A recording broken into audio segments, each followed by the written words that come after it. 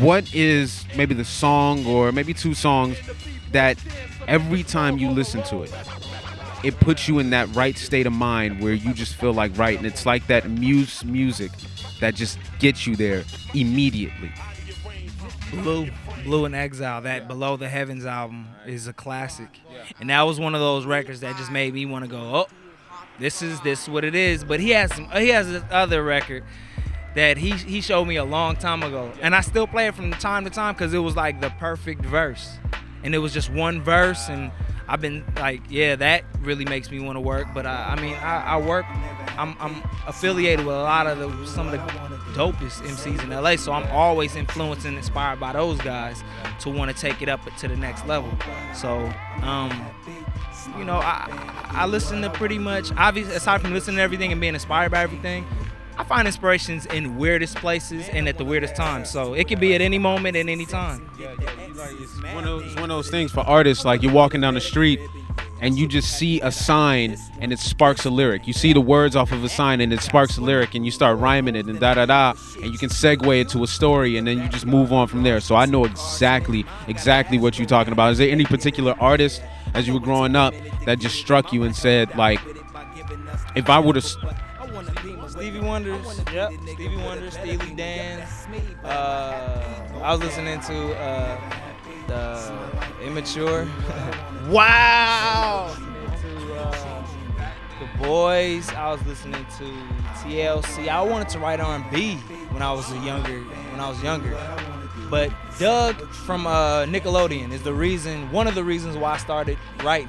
Because remember, he had that journal, he would always write in it, and I kept the journal. But as soon as I would write journal entries, and then that just turned into raps. And EPMD's Crossover is one of those records that also got me right. I know one of my biggest pet peeves in rap is when people, aren't honest, when people don't have the integrity. What's one of your biggest pet peeves in rap right now? Like one of the things you're seeing so much, and you're like, I wish that shit would stop happening, because I'm not pleased with it at all. The only thing that I'm displeased with in hip hop is the fear that everybody has that it's not okay to be corny, or that I've met a lot of MCs that are afraid to be whack. Like, I don't believe that you should be afraid to be whack. What did let me get this quote right, and this is by Woody Allen. Woody Allen.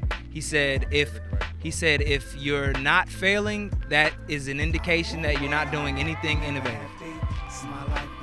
Like, if you're not failing at any point in your career, that is a sign that you're not doing anything next level.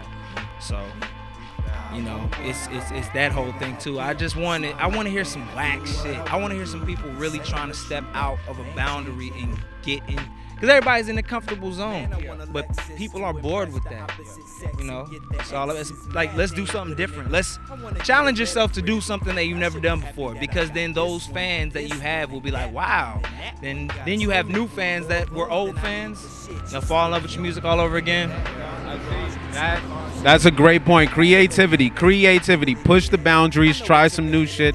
As much as I'm on the edge with Kanye right now, there's nobody doing that more so than Kanye. It just, maybe the only other person that's probably doing it as much as Andre 3000. 3000 is just on some other shit. Oh yeah, and Cuddy as well. So we're gonna wrap this up here. Now I want to ask you to do me a favor. See if you're bold enough to do this. You're talking about pushing the boundaries, trying new things. Let's see if you're bold enough to do this. Hop on the bike. Ride around. What's that? Yo, Omari doesn't know how to ride a bike. Word? I just want to call that out. Omari doesn't know how to ride a bike. Omari doesn't know how to. We're gonna teach him though. Okay. On the. Hold on, let me see. What is that? Some mongoose, baby. Try it out. Let's watch it. Yeah, man, it's a freestyle. It goes hard. Look at this. Yeah. Rock on. See, this is what I'm talking about. This is real LA hip hop. Like, niggas will hop on a bike at like 1:48 in the morning and just ride in the middle of the street on Sunset. He just did a show, just premiered his new video, and hopped on the mongoose and kept it hood. And that's right. That's why I bike it everywhere.